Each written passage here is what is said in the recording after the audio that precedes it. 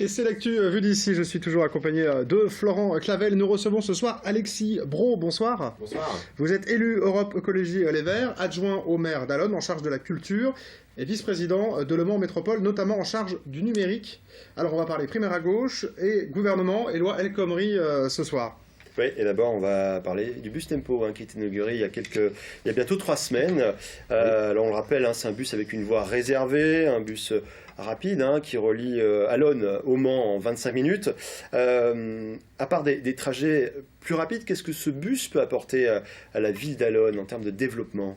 Alors d'abord, c'est plus rapide, effectivement, on gagne quelques minutes, mais surtout, c'est plus régulier. C'est-à-dire que c'est cadencé, il y a des bus toutes les 8 minutes, donc on n'a pas à se préoccuper de savoir à quelle heure est le prochain bus, c'est très simple, on y va, et on sait qu'au pire, on attend 8 minutes, alors on peut regarder si le rythme d'un tramway, en fait. Mais voilà, on est sur le rythme d'un tramway, et ce cadencement, il change complètement le rapport qu'on a au déplacement, parce qu'on n'a pas à se poser la question de est-ce qu'il y a un bus ? Oui, il y a un bus bientôt, il y a un bus rapide, il y a un bus confortable, donc on le prend beaucoup plus facilement. La rapidité pour Allonnes, pour cette ville qui a 20% de chômage, taux de chômage, est-ce qu'on peut attendre des avancées ? Est-ce que les gens qui voudront aller travailler au Mans, ce sera plus facile pour eux ? Comment ça se passe ? Déjà, ce sera plus confortable parce que c'est une ligne qui était extrêmement utilisée. C'était la ligne la plus chargée, donc il y a plus de bus plus souvent, donc le trajet sera plus confortable.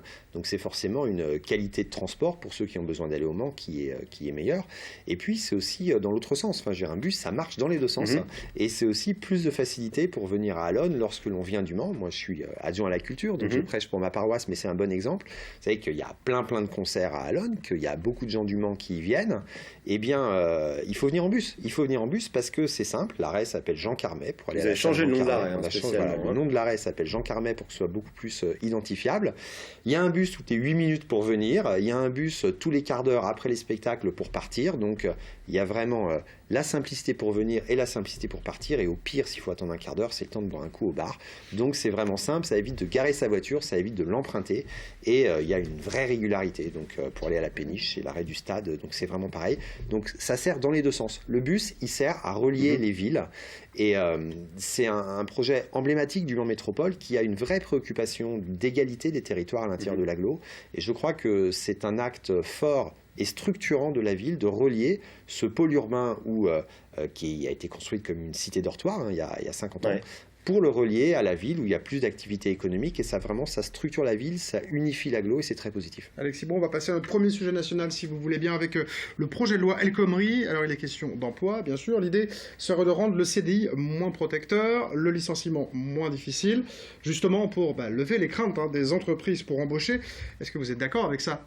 Non, je ne suis pas d'accord avec la loi El Khomri, mais c'est pas très original. En fait, ils sont très peu à être d'accord. Il y a le MEDEF qui est d'accord, il y a le gouvernement qui est d'accord, et puis il y a manifestement quelques députés qui ont l'habitude de voter un petit peu tout et n'importe quoi dès lors que ça vient du gouvernement. C'est regrettable. Il y a une pétition qui va atteindre 1 million de signataires aujourd'hui. La loi El Khomri, en fait, son véritable problème, c'est qu'elle détermine que la négociation dans les entreprises doit être supérieure à la loi. Or, on connaît ça depuis Lacordaire, on dit que la loi, elle protège les faibles, elle est là pour ça. Et il est illusoire de penser que dans une entreprise, il y a une égalité de pouvoir entre les salariés et les employeurs, et que de faire un vote là-dessus, on est dans un truc qui est égalitaire. La loi, elle sert à protéger avec des bornes en disant ce qui est possible et ce qui n'est pas possible. Et cette loi El Khomri, elle limite les bornes en disant, après tout, dans l'entreprise, on peut faire les choses. Donc c'est forcément un abaissement d'un grand nombre de protections de sécurité. Le gouvernement dit que c'est de la flexi-sécurité. La flexi-sécurité, c'est un truc qui marche. Mais en avant, 84% des embauches se font en CDD aujourd'hui. Sauf que c'est pas de la flexi-sécurité, c'est de la flexi-insécurité. On garde la flexibilité. Alors ça, tout ce qui est flexible, on le met, mais il y a zéro sécurité en plus. Donc c'est une loi qui est mauvaise. Le gouvernement s'en est rendu compte, toujours trop tard, c'est le problème. Ils ont eu peur de la manifestation qui aura lieu, la mobilisation du 9 mars. On va voir ce que ça va donner. Pour l'instant, c'est ajourné. Enfin, c'est ajourné à 15 jours, le temps de discuter. Moi, je suis absolument estomaqué qu'on se permette de faire une loi qui change le code du travail sans avoir négocié avant. C'est ça que nous dit le gouvernement. Je crois qu'il faut vraiment arrêter tout ça et recommencer à zéro. Puisqu'on parle du gouvernement, justement, 3 verts, Emmanuel Cos, Barbara Pompili et Jean-Vincent Placé viennent d'y entrer. Est-ce qu'ils ont eu raison d'accepter, puisqu'on a toujours un gouvernement de gauche ?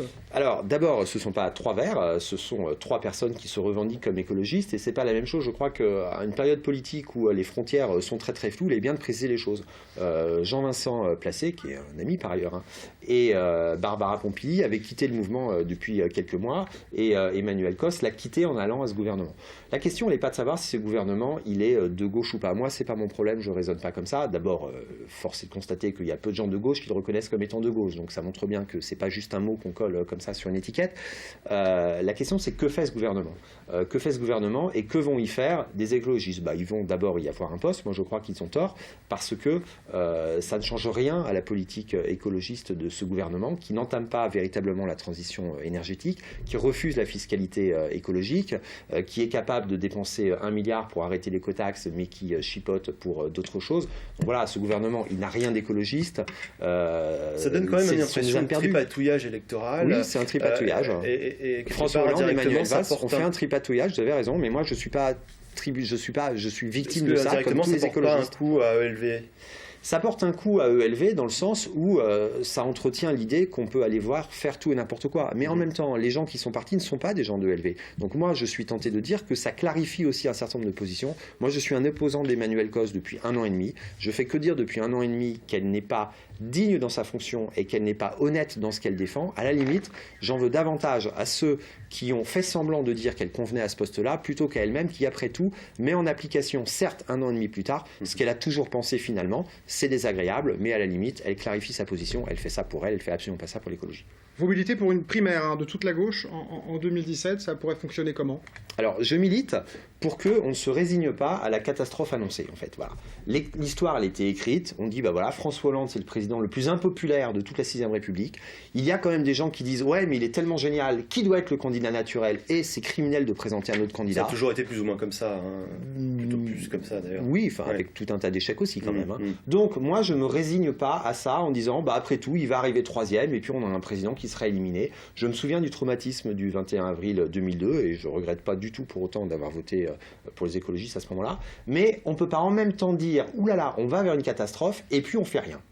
Alors effectivement, je fais partie de tous ces gens, mais on est très nombreux, c'est 80% des électeurs de la gauche et des écologistes qui souhaitent qu'il y ait ça, donc c'est vraiment pas du tout original, qui disent, et si on essayait de faire autrement ? Si on essayait de mettre davantage de chances qu'au 2e tour, il n'y ait pas Nicolas Sarkozy face à Marine Le Pen. Donc il y a un système qui permettrait de faire ça, qui n'est pas moi mon option spontanée. Moi je suis plutôt pour qu'il y ait un candidat écolo à la présidentielle. Mais comme j'entends la difficulté que ça pose à un certain nombre de personnes, je dis écoutez, essayons de faire ça, c'est un petit peu la tentative. C'est plutôt mal parti, Jean-Luc Mélenchon, Front de gauche, se présente non, c'est plutôt, sans primaire. Oui, Jean-Luc Mélenchon a dit ça, effectivement, peut-être qu'il le fera. Il représente la gauche lui aussi.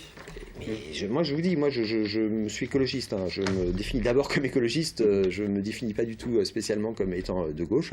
Donc oui, Jean-Luc Mélenchon prend ses décisions, il y en a d'autres qui la prendront peut-être, peu importe, chacun est responsable. Honnêtement, chacun est responsable. Moi ce que je veux dire avec cette histoire-là, c'est uniquement, est-ce qu'on continue à courir vers le mur en disant c'est comme ça, ou est-ce qu'on essaie de faire autrement ? Il y aura une réunion des personnes qui sont mobilisées sur la primaire vendredi prochain à la Soile de Lazelière au Mans. Il y en a partout en France, il y en a une vendredi dans la Sarthe. Partout, ça réunit beaucoup de personnes qui justement ont envie de faire autrement. Discutons ensemble de comment faire. Ce sera votre chantier pour cette année. On va terminer là-dessus parce que le temps file. Merci Florent. Merci Alexis Brault d'être venu nous voir pour l'actu vue d'ici. Nous on continue la quotidienne sur LMTV.